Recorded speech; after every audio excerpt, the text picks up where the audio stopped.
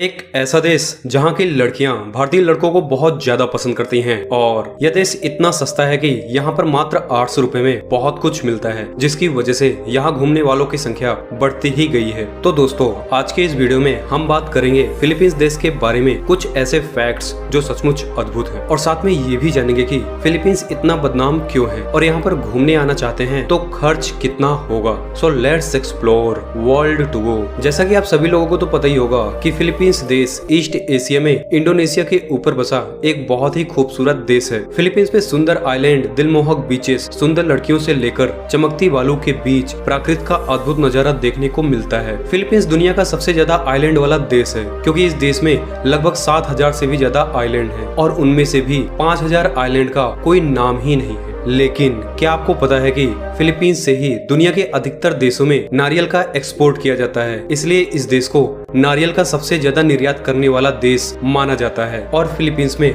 आपको नारियल बहुत सस्ते दाम पर मिलते हैं। फिलीपींस के लोग काफी फ्रेंडली होते हैं और अपने रिश्तों के प्रति ईमानदार रहते हैं, इसलिए फिलीपींस के लोग भारत के लोगों को बहुत ज्यादा पसंद करते हैं। फिलीपींस की लड़कियों का मानना है कि भारत के लड़के एक ही लड़की के साथ सारी जिंदगी बिता देते हैं, जो कि ऐसा फिलीपींस के लड़कों में नहीं होता। अक्सर आपने देखा होगा कि फिलीपींस की कोई न कोई लड़की हमारे फेसबुक फ्रेंड सर्कल में ऐड रहती है। फिलीपींस की लड़कियां सोशल मीडिया पर सबसे ज्यादा एक्टिव रहती हैं। एक सर्वे के मुताबिक फिलीपींस की लड़कियों का सबसे ज्यादा रिलेशनशिप फेसबुक के जरिए इंडियन लड़कों से होता है और दूसरे नंबर पर अमेरिकन आते हैं। खासकर आपने भी देखा होगा कि आपके फेसबुक के अकाउंट में कोई न कोई लड़की फिलीपींस की जरूर होगी। अगर आप फिलीपींस जा रहे हैं तो आपको बता देंगे फिलीपींस में सबसे ज्यादा फिलिपिनो बोली जाती है, जो कि इंग्लिश से बिल्कुल अलग है। यहाँ पर हर कोई इंग्लिश को जानता और बोलता है, तो अगर आप इंग्लिश लैंग्वेज जानते हैं तो आपको कोई भी परेशानी नहीं होगी। एक सर्वे के मुताबिक दुनिया में अमेरिका, यूके और भारत को छोड़कर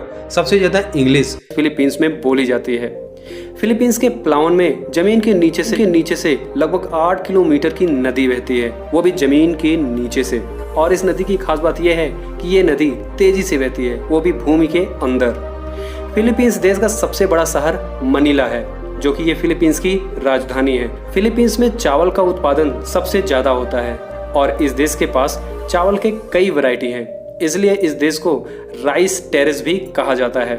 ऐसा भी कहा जाता है कि एक समय में इस देश के सभी लोग हिंदू और बौद्ध धर्म को मानते थे, लेकिन बीच में कई बाहरी हुकूमत ने इस देश पर राज किया, जिसकी वजह से यहाँ पर क्रिश्चियन की संख्या बहुत ज्यादा है।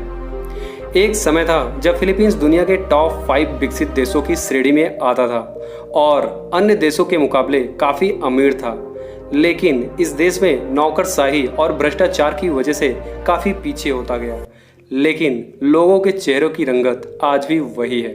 भारत के टाइम से फिलीपींस के टाइम में केवल 3.5 घंटों का फर्क है।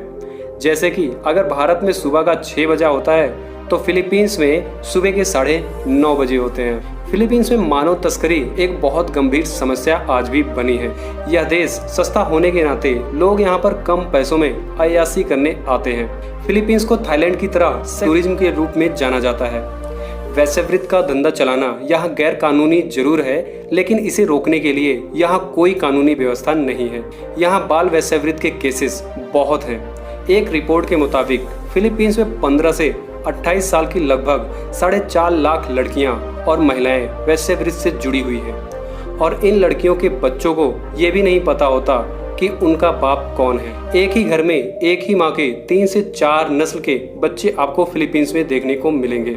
अगर आप फिलीपींस बजट ट्रिप का प्लान बना रहे हैं तो आपको यहाँ महज 350 रुपए से 500 रुपए तक का एक अच्छा होटल मिल जाएगा, मतलब कि 5 से 7 डॉलर के बीच में।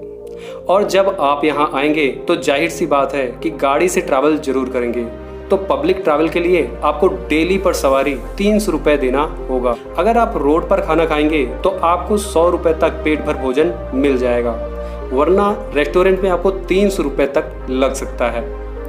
वैसे तो शराब स्वास्थ्य के लिए हानिकारक है, लेकिन फिर भी आपकी इच्छा है तो 120 रुपए प्रति लीटर अच्छी शराब मिल जाएगी।